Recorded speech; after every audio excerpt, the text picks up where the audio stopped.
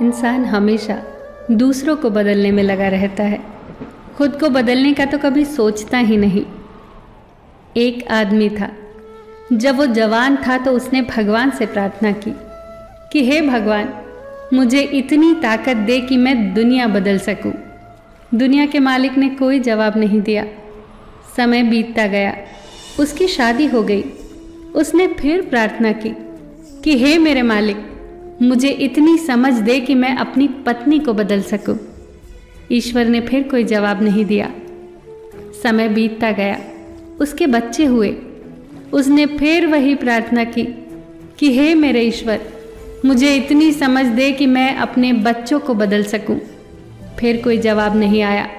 अब वो इंसान बूढ़ा हो गया और एक दिन अस्पताल के बिस्तर पर पड़ा पड़ा जोर जोर से हंसने लगा अपने ऊपर।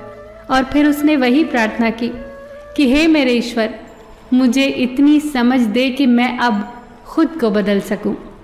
ईश्वर ने मुस्कुरा कर कहा, काश ये तूने पहले मांग लिया होता तो तेरा सारा जीवन सुख, शांति और सुकून से गुजरता। पति पत्नी को बदलना चाहता है, पत्नी पति को बदलना चाहती है, बच्चे माँ बाप को और माँ बाप बच्चों को बदलना चाहते हैं। सब चाहते हैं कि दूसरा बदले तो मैं सुखी रहूं। ऐसा कैसे हो सकता है? खुद को बदलिए, तब धीरे धीरे सारी समस्याएं अपने आप समाप्त होने लगेंगी। एक और एक मिलकर 2 हो जाएं, ये गणित है। एक और एक मिलकर 11 बन जाएं, ये संगठन है। एक और एक मिलकर एक ही रहे, ये प्रेम है। एक और एक मिलकर 0 हो जाएं, ये आध्यात्म है।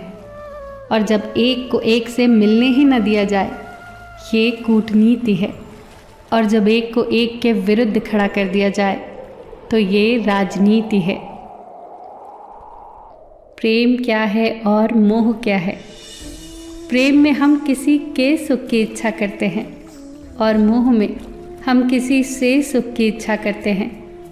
प्रेम में हम सुख देने का प्रयास करते हैं उसे जिसे हम प्रेम करते हैं, और मोह में हम उस व्यक्ति के माध्यम से स्वयं सुख लेने का प्रयास करते हैं। जब हमें कोई फूल पसंद आता है तो हम उसके पौधे को पानी से सींचते हैं ताकि वो फूल कई दिनों तक खिला रहे और ताज़ा रहे। ये है प्रेम।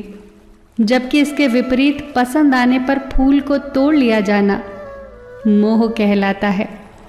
प्रेम स्वतंत्र करता है, मुक्त करता है, मोह बांधता है। जो आपको बांधे वो मोह है, जो आपको मुक्त करके विकास की ओर ले जाए वो प्रेम है। जानते हैं, क्रोध का पूरा खानदान होता है।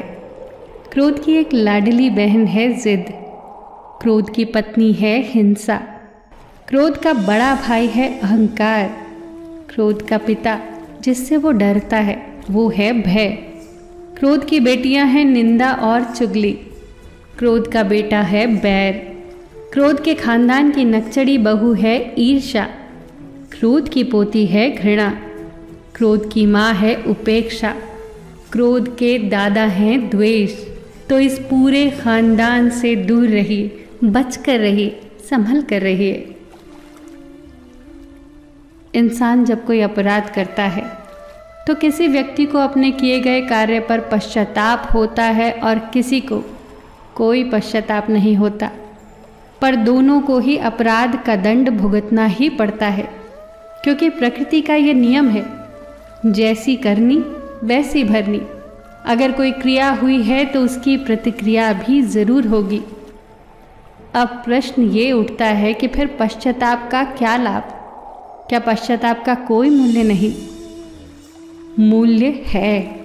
पश्चाताप और प्रायश्चित मनुष्य की आत्मा को बलवान करता है, आने वाले दंड को स्वीकार करने के लिए उसे तैयार करता है। बिना प्रायश्चित के दंड को स्वीकार करने का कोई महत्व नहीं है। ये बातें बहुत महत्वपूर्ण हैं, ध्यान से सोचना, समझना और जीवन में उतारना। फिर मिलेंगे दोस्तों अगली ऐसी ही कुछ अनमोल बातों के साथ। तब तक के लिए अपना ख्याल रखना और हमेशा मुस्कुराते रहना।